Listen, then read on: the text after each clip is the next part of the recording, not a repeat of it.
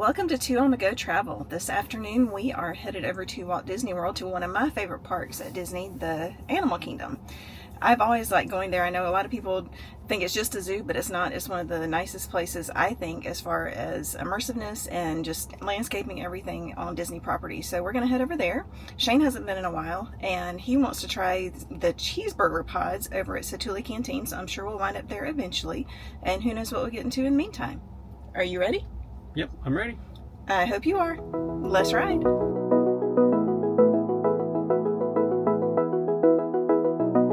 So we made it over here to Animal Kingdom now. So we're just going to scan our tickets, get in there. It is a little warm out here. We went through a little bit of rain showers just for a little bit, but it wasn't enough to cool it off, just enough to kind of make it a little warmer, make it a little more humid. So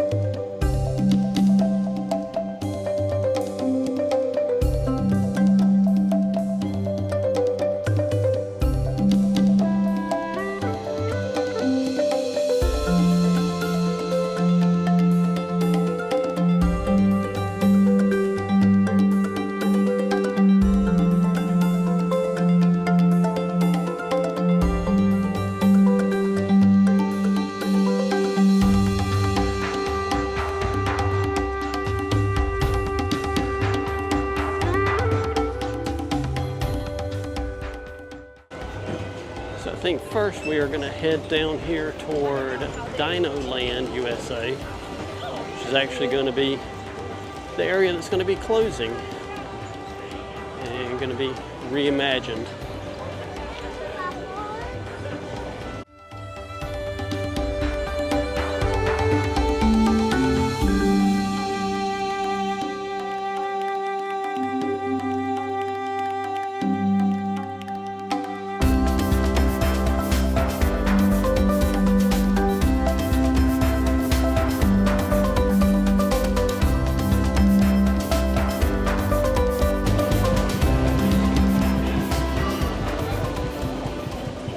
Welcome to DinoLand USA. As Shane said, this area is actually going to be reimagined in the not so distant future. They had previously, a couple years ago at D23, had some blue sky projects, and they talked about some of the changes that might be coming. But then in August of 2024, they had the D23 and announced all of the changes. So this will no longer be DinoLand USA, it will be the Tropical Americas. So everything you see in front of us now will be changing. Some of the major changes are going to be with the attractions. So what is now Dinosaur is going to be becoming a Indiana Jones attraction. And they've got a couple of similar ones both in Disneyland and Tokyo Disneyland. And it's kind of a similar ride to Dinosaur. It's very much motion-based. But it's obviously based on the Indiana Jones franchise, and we really have enjoyed those, especially the one at Tokyo. And then over where Primeval Whirl used to be, which is actually already gone, will be the Encanto ride. And from what we are gathering, it's going to be a trackless ride system, possibly similar to Mystic Manor at Hong Kong Disneyland. And there again, that's one of our favorites, so we're really hoping that's the way it turns out to be. As you can see, Primeval Whirl used to be right there under that Dinorama sign. It has been gone for a couple years now. So let's walk over here and say goodbye to Dinosaur.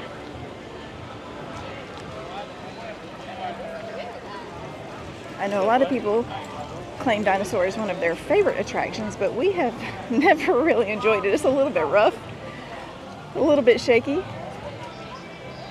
and definitely not on the same vein as Jurassic World. So if you're a dinosaur fan, I would recommend trying Jurassic instead of Dinosaur. And as a special treat, we have Pluto coming through. Alrighty, friends, right behind you. We're going to come right behind you. Thank you. Say hi, Pluto. Pluto. A little bit of Disney magic there. Not expecting to see these characters, but we got to. So one thing we have noticed is everybody must be coming to say goodbye to Dinosaur because there is a 40-minute wait for the attraction, which honestly we have not seen that in years. But this is Tyrannosaurus Rex Sue. It's actually a model off of the fossils. It's actually one of the fossils in one of the museums in the country. I'm not sure which one, but they modeled this off of her.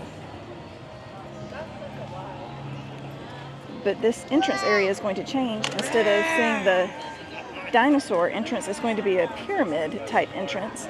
And I believe the ride is going to be based on Indiana Jones looking for some type of mythical object.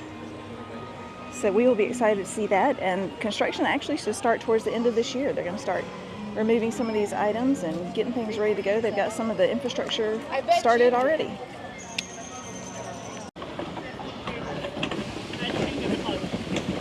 So a friend of mine and very famous podcaster, Lou Mangello from WW Radio, always says the quickest way to make a Disney fan lose their mind is to tell them something's going to change. Well, Shane just made another very good point that goes along with that. The quickest way to make a ride very popular is to tell people that you're closing it, and then everybody wants to go ride it. We found that the other week when we were at Magic Kingdom and wanted to go see Tom Sawyer Island, and very much the same thing over in this area. I have never seen this many people in DinoLand USA, ever.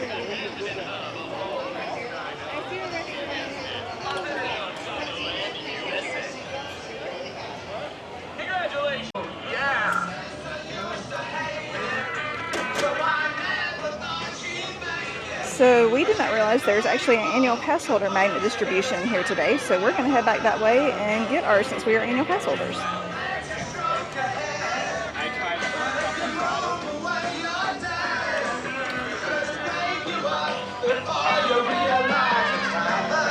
This is Chester and Hester's Dinosaur Treasures, otherwise known as the gift shop at the end of the ride when you come off of Dinosaur. And it's set up like an old-timey gas station, so it's kind of cute.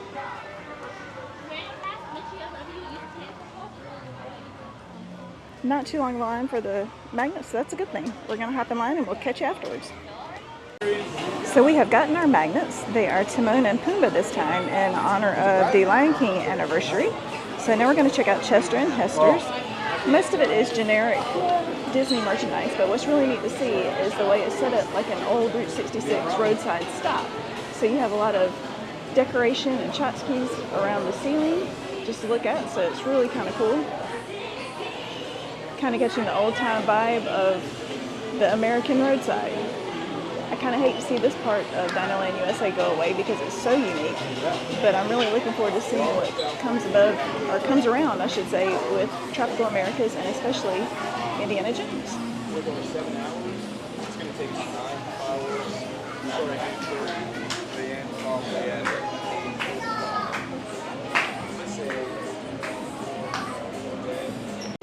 So this is a really neat feature here in Chester and Hester's. It is an old-timey Coke machine with the actual glass bottles in there. I don't think you can buy them, but it's just really neat to see. They're again some of the nostalgia that DinoLand USA is known for. And of course, you have your modern Halloween candy. A little bit of everything. So now that we've gotten our annual pass magnets, I think we're going to head out and check out the rest of DinoLand USA and then see where we go from there. So this area was called Dino-Rama, and it was kind of based off of a county fair.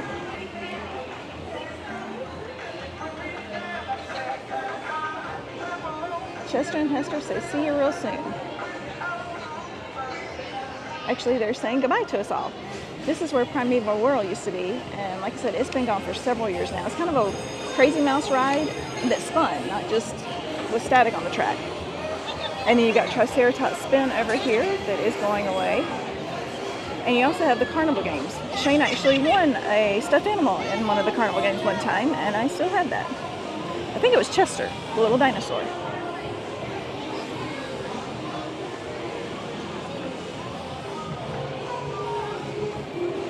But I believe all in this area they're going to have also a carousel that is going to have animals of all different types, not just horses, that were hand carved specifically for it. I do like all the 50s atmosphere in here.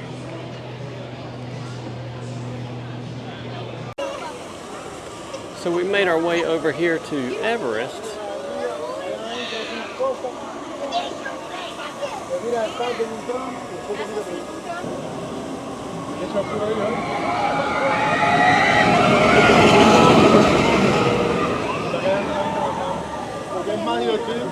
we'll go over here and see what the weight is on it. I have a feeling it may be a little bit of a weight, but we could always do single rider as well, but we'll see what the time is on it.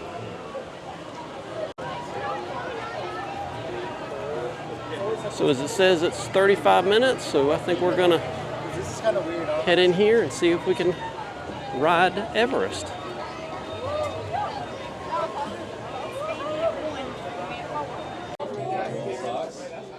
One of the things I've always enjoyed about coming to Expedition Everest is actually the queue. Most of the time you don't necessarily enjoy waiting in line, but this is an extremely immersive queue. And I think what makes it even more interesting, one of the most famous, or I should say most well-known, Disney Imagineers is Joe Rohde. And you've known him for his immersive items and especially his design here at Animal Kingdom and also his furs earring. He's very well known for that. But he actually led an expedition, pun intended, to Tibet to do a lot of research and to get a lot of the artifacts that you see here as you're in the queue line.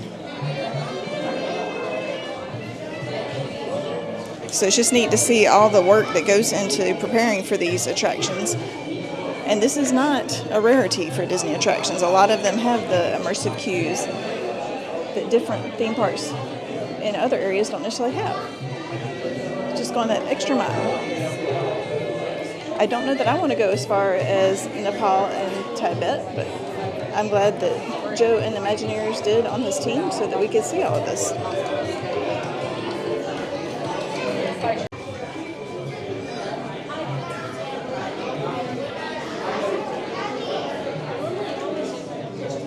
So Expedition Everest is actually supposed to mimic that you are taking a trip up Everest to climb the mountain.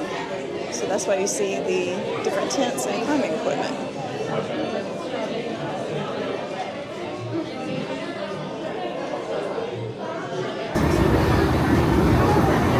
So it's about 20 minutes and we are here, getting ready to get on. Attention, Expedition Everest. Well, we just got off Everest. That was fun. Even though the time said it was 35 minutes, it actually only took us about 20 minutes to get on it. So it wasn't bad at all. So I think now we're going to head over to the Jungle Trek. My goodness, a lot of people want ice cream.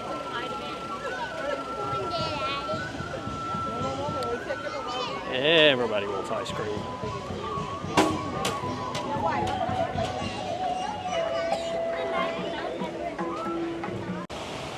So we have made it to Maharajah Jungle Trek. There are two animal paths here at Animal Kingdom, this one and the Gorilla Falls Trail. And I like it when you get it like this, when it's quiet and there's not a whole lot of other people around, so you can kind of look and check out the animals. And the cast members always want to chat and tell you about them. That's one thing that I've always loved about Animal Kingdom. The cast members truly love these animals. There's a series on Disney Plus, Behind the Magic of Animal Kingdom, and a lot of it is about the cast members taking care of the animals, and it's just so neat to see. I mean, they truly love those animals, almost as if they were like pets or family members. And they have the waterfalls and the different things, different foliage. I have to admit, this is one area I will walk quickly through. The bats are not my thing, so I'm going to walk through the exterior of this habitat, and we'll see on the other side. So the theming back in here is absolutely amazing. Set up to look like the areas where these animals are actually from, where their native habitats are.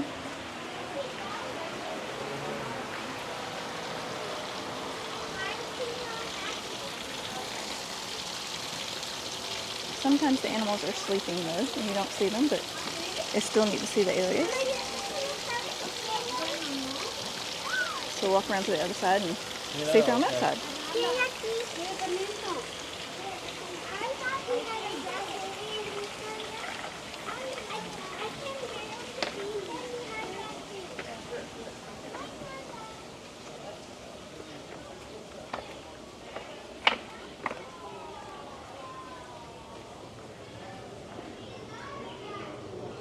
So this is the tiger forest. And I'm hoping we get to see the tigers because they just announced last week that one of the Sumatran tigresses is expecting a little cub. And apparently they are an endangered species, so that's a huge win for Disney. Make sure no salmon in the glass, please. Thank you.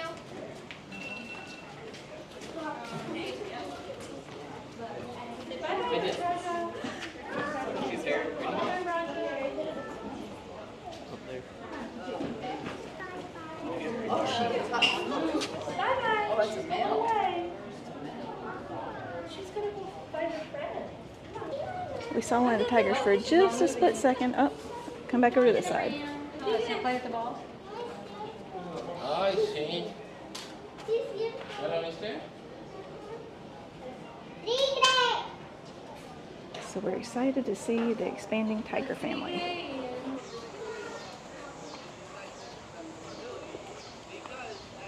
And like I said before, this area is just so pretty.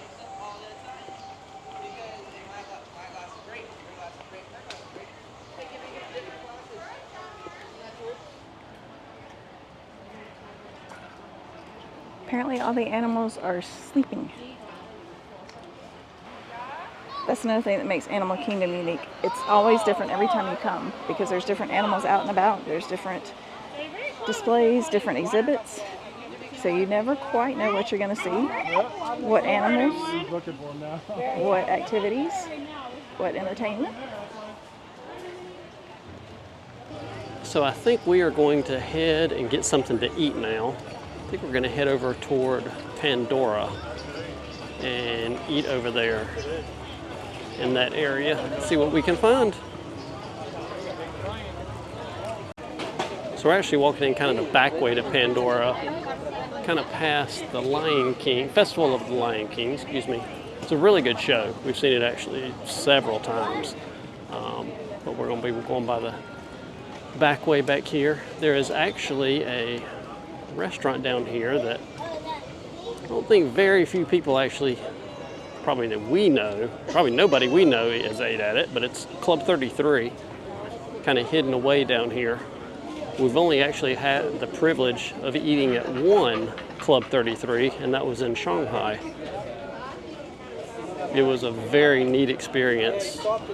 Don't know that we'd ever be able to do it again or repeat it, but there's the gate right there.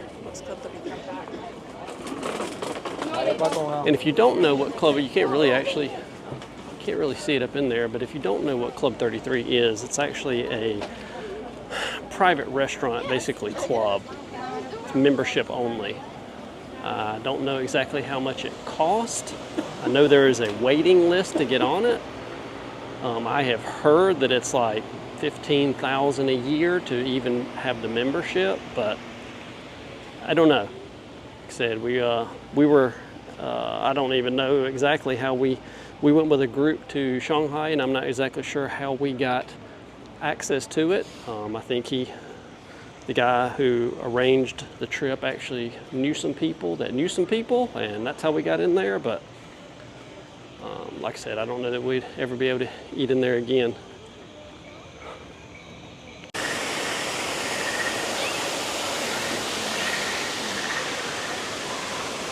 So we made it over here to Pandora. I think we're gonna go over here and eat at Satuli Cantina.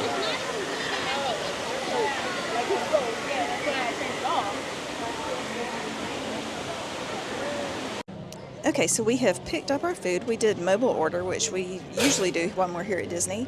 And Shane got the cheeseburger steamed pods bao buns, which are steamed cheeseburger pods stuffed with ground beef, ketchup, mustard, pickle, and cheddar cheese, served with vegetable chips. And a lot of people have said this actually reminds them of the taste of a McDonald's Big Mac.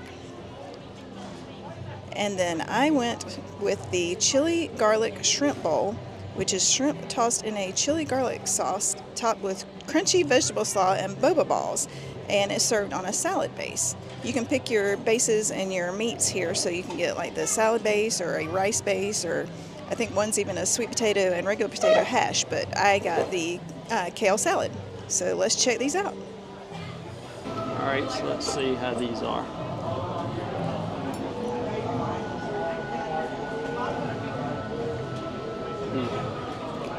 That is good. It is like kind of like eating a cheeseburger a little bit.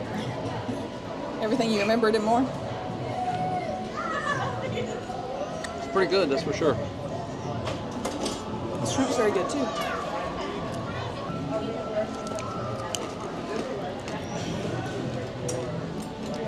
They say these are vegetable chips. I don't It's just like a potato. Potato's a vegetable. Well, true. I was thinking like a mixture of different type of vegetables, like colors, different colors as in vegetables. But they're good. The boba balls in here are very different. They almost make it have like a little bit of sweet flavor.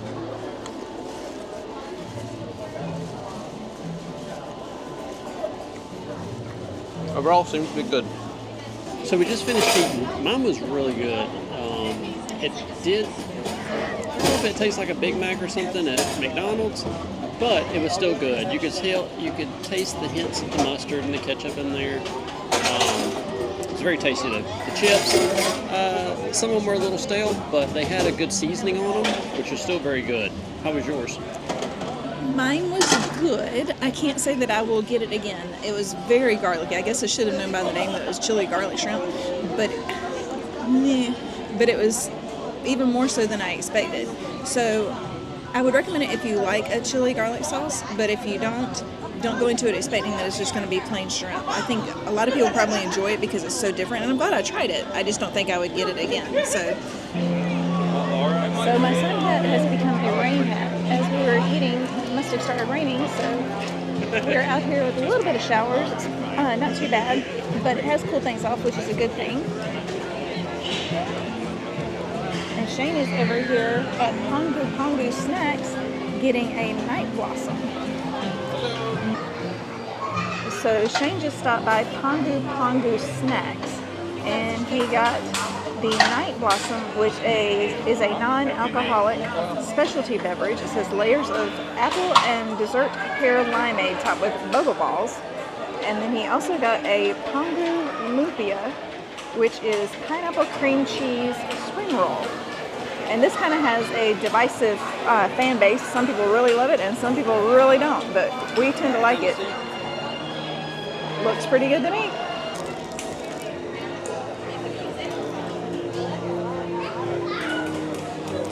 Very good.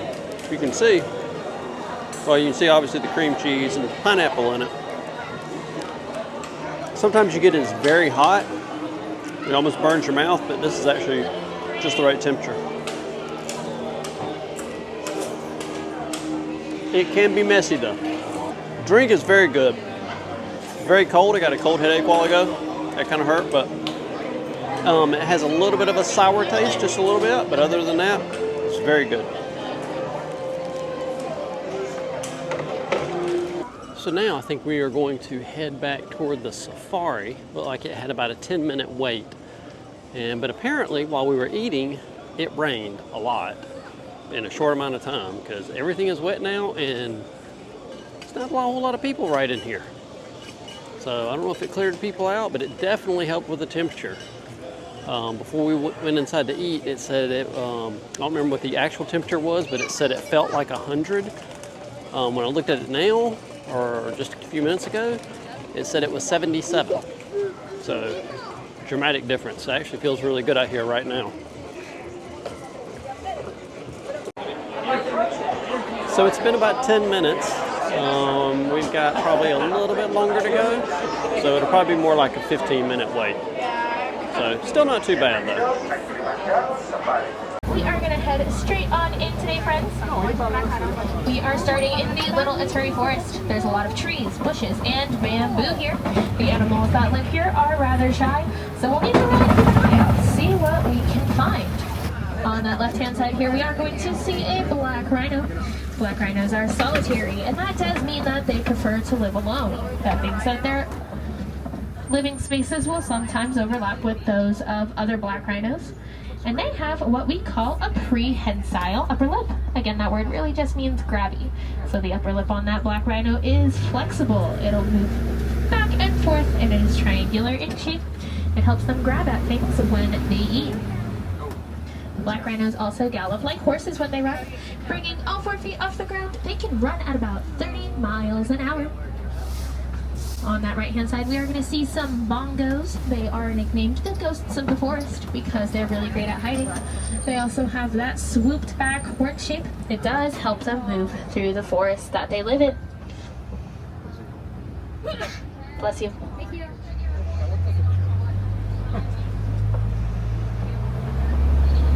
On that right-hand side here, that did just cross the road, and again on that left-hand side, we will be seeing some greater kudu. They are the lighter brown that are not bongos.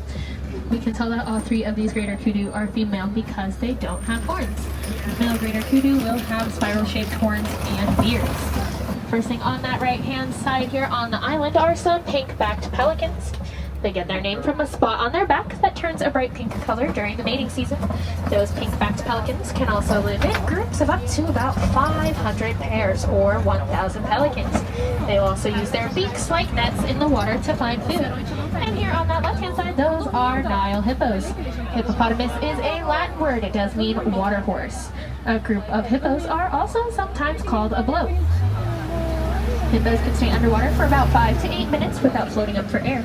They also sleep underwater. Their bodies will float up for air all on its own. It's like a muscle memory or a reflex. It doesn't even wake them up. Hippos typically spend most of their day in the water. They will wait till it cools down outside to head out onto the land to find grass to eat. They can eat about 100 pounds of grass in a day, and they will travel up to about 6 miles from the water that they live in to find that grass.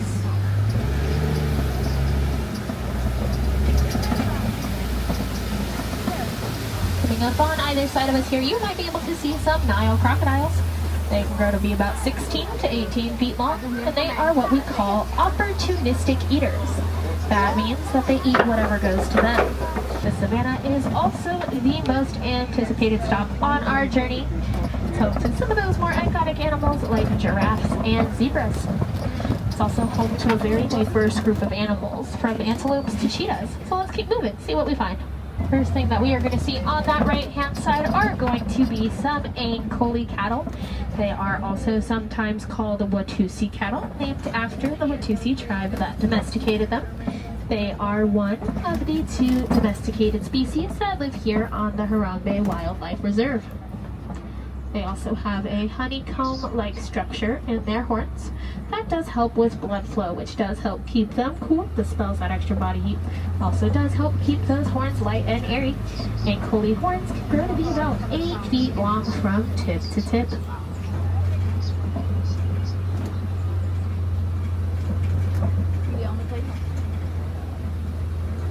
And again, on that right-hand side, we are going to be seeing one of those Ankoli cattle here. We're super duper close.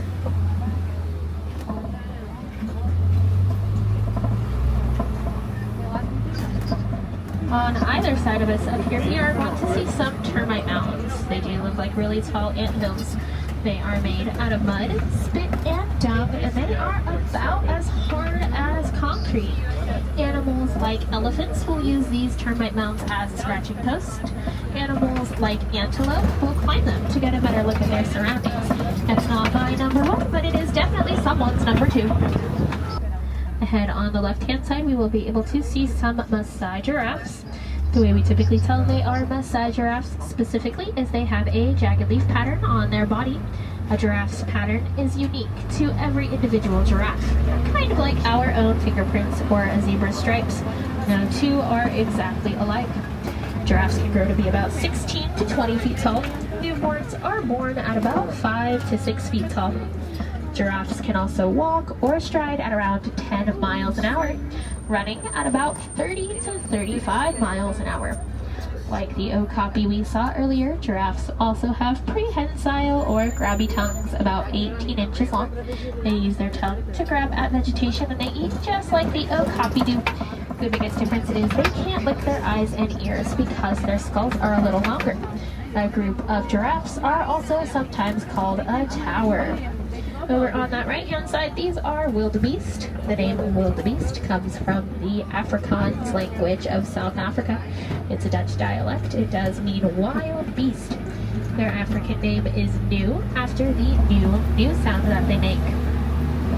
ahead on that left-hand side, we are going to see some greater flamingo. They do get their pink color from a brine shrimp in their diets. Baby flamingo will hatch a puffy gray-white color, and it takes them a couple of years to shed all of those gray-white feathers before they are the pink color that we see here. Greater flamingo are the palest pink of all flamingo species. A group of flamingos are also sometimes called a flamboyant.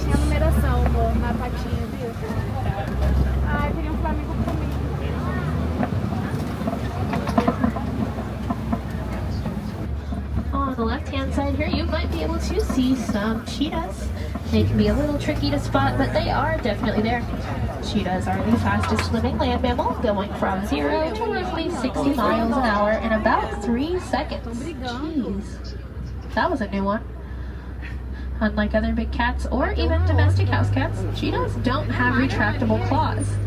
Their claws help them grip the ground when they run, and it helps with traction. It works kind of like football or soccer cleats.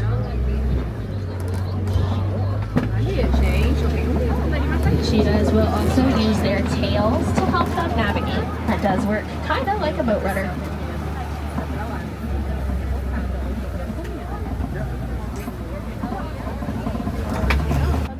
So we are going to see a pair of lions there on that left-hand side. So we can tell that this one laying down here at the edge of the rock closest to us is female, because if we do look a little further out, that one walking around up there by the rocks is male. And the way we tell is he has that big fluffy mane on his head. Lions are mostly nocturnal. They tend to be their most active at night. They'll actually spend about 16 to 20 hours out there day sleeping or resting. Females are the primary hunters for a pride of lions. Males will stay back to protect their cubs and territory. If there are no cubs present though, males will help out with that hunting. And over here on that right-hand side, these are water buck. They get their name because they tend to live near bodies of water, and they are what we call a non-migratory species. That means they live pretty much their entire lives in roughly the same spot. We are also going to start making our way back to the village. One thing I do love to share with everyone as we near the end of our time together is what we can do at home. Not only for animals like the ones that we saw here today, but also the animals that we see in our everyday lives. It can be anything as simple as shopping sustainably or recycling when we have the opportunity to. Alright, so we just got off the safari. Saw a couple animals. We figured there might be more since it just rained earlier, but actually wasn't. So I think now we're going to head up to the stores at the front, just kind of walk through there and see what we can see. Alright, so I guess we're going to go in this store over here, the Riverside Depot. Got a bunch of Haunted Mansion stuff in here.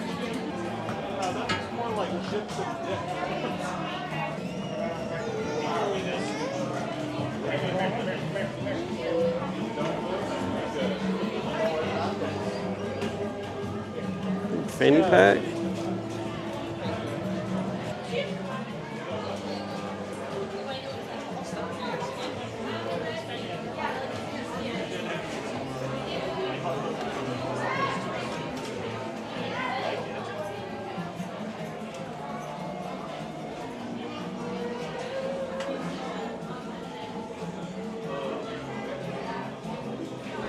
Extra small.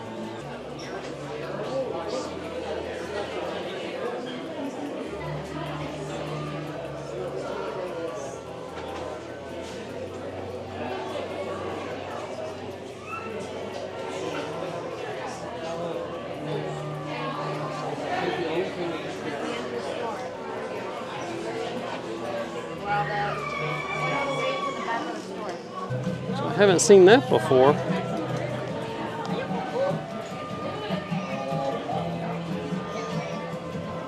Buy it, you don't know which shoe, it's like a little miniature shoe. It's like there's several different you can get. Well, that wraps up our afternoon here at Animal Kingdom. We came over here for a couple hours, say about 3 hours or so. Rode Everest, walked around, got something to eat, rode the safari, I actually had a pretty good time. So I think that's going to wrap it up for today, and we thank you for joining us. See you later.